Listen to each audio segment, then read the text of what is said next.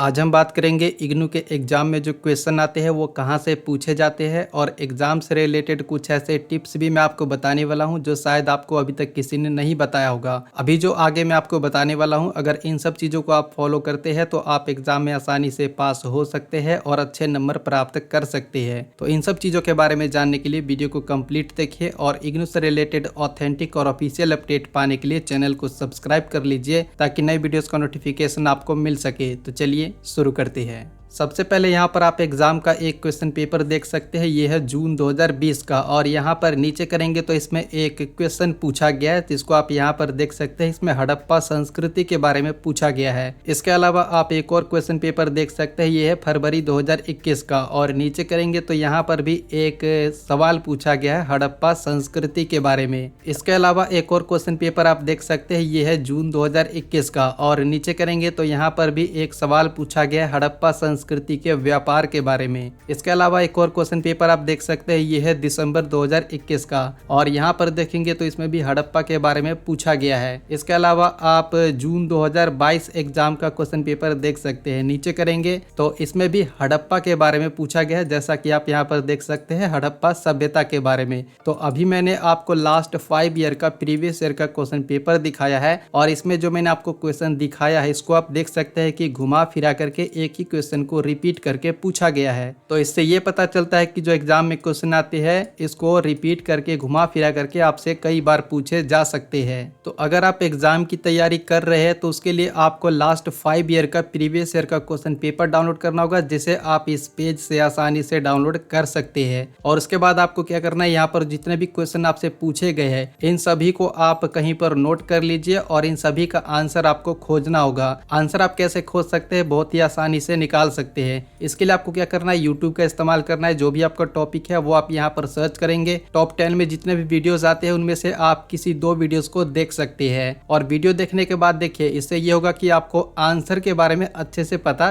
चल जाएगा। तो अभी तक क्या हुआ कि आपको क्वेश्चन का पता चल गया है और फिर आपको आंसर का भी पता चल गया है। और उसके बाद देखिए आपको क्या करना है, अभी तक आपने जितना भी क्वेश्चन निकाला है, जितने भी क्वेश्चन को आपने नोट किया है, तो आपको ये चेक करना है कि ये जो क्वेश्चन है वो कौन से चैप्टर से पूछा गया। उस चैप्टर को आप फाइंड कीजिए और उस चैप्टर को आपको अच्छे से पढ़ना होगा। अब यहाँ पर चैप्टर आपको क्यों पढ़ना होगा, चैप्टर पढ़ने से ये होगा कि आपको एक एक टॉपिक के ऊपर अच्छे से डिटेल में पता चल जाएगा। और चैप्टर पढ़ने से एक और फायदा ये होगा कि आपको जो लिखने का तरीका है वो अच्छे से पता चल जाएगा। अगर आप सिर्फ YouTube वीडियोस को देख करके एग्जाम में आंसर लिखने के लिए जाते हैं तो इससे ये होगा कि कोई भी टॉपिक रहता है तो उस पर आप बहुत ही कम लिखोगे। लेकिन अगर आप चैप्टर को पढ़ के जाते हैं तो किसी भी टॉपिक के ऊपर आप अच्छा खासा बड़ा सा पैराग्राफ लिख सकते हैं। अगर आप चैप्टर पढ़ के नहीं जाते हैं तो इसमें आपका काफी नुकसान हो सकता है। इसको मैं आपको एक एग्जांपल से भी समझा सकता हूं। मान लीजिए कि इग्नू के एग्जाम में आपसे पूछा जाता है कि इग्नू क्या है और अभी तक आपको यह है कि आंसर पता है और इसमें आपको लिखने का तरीका पता नहीं है, तो इसका आंसर आप ऐसे दे सकते हैं कि इग्नू एक ओपन यूनिवर्सिटी है। लेकिन अगर आप किताब को पढ़ के जाते हैं तो इससे ये होगा कि जो लिखने का तरीका है वो आपको अच्छे से पता चल जाएगा। और फिर जब आपको लिखने का तरीका पता चल जाता है फिर आपसे यही क्वेश्चन दोबारा से पूछा जाता है कि इग्नू क्या है, तो इसका आंसर आप ऐसे भी दे सकते हैं कि इग्नू एक ओपन यूनिवर्सिटी है जहां से आप master degree, bachelor degree, diploma और सर्टिफिकेट कोर्स ऑनलाइन और ODL मोड में कर सकते हैं। तो ये भी एक आंसर है और ये भी एक आंसर है, दोनों में आप फर्क देख सकते हैं। इसीलिए आपने जितना भी क्वेश्चन नोट किया है इनका पहले आप वीडियो देख सकते हैं, उसके बाद आप ये चेक कीजिए कि कौन से चैप्टर से पूछा गया, फिर आपको चैप्टर को पढ़ना होगा। अब चैप्टर आप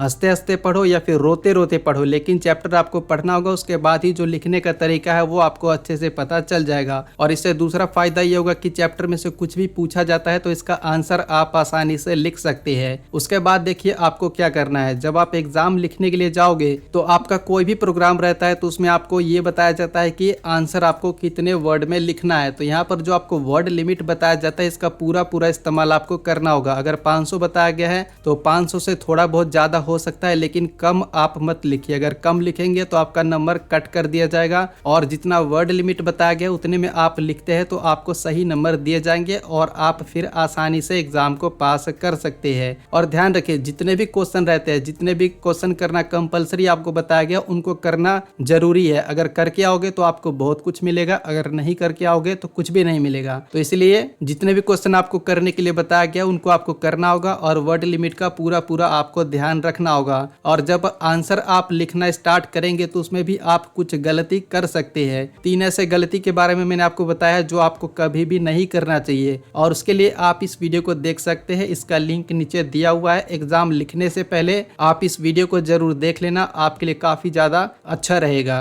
तो इस वीडियो के माध्यम से आपको इतना ही बताना था कि एग्जाम की तैयारी करने के लिए आप प्रीवियस ईयर के क्वेश्चन पेपर को देख सकते हैं, इनको हल कर सकते हैं, और उसके बाद आप एग्जाम देने के लिए जाओगे तो इसमें यह होता है कि क्वेश्चन रिपीट होते हैं, तो आप एग्जाम को आसानी से पास कर सकते हैं। तो इस वीडियो में इतना ही। अगर वीडियो आपको पसंद आया है तो लाइक कीजिए, शेयर कीजिए। कोई क्वेश्चन है तो नीचे कमेंट बॉक्स में आप बता सकते हैं।